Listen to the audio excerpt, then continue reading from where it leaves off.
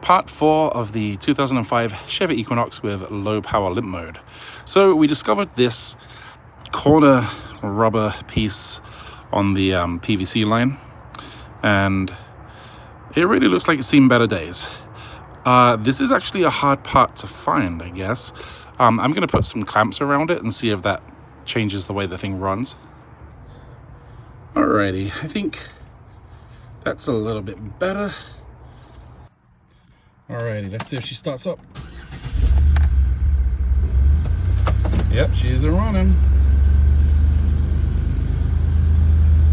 And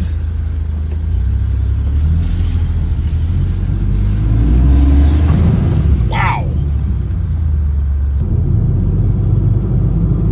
Yep, that's running a lot better. I don't know if it's completely fixed, but it definitely fixed something.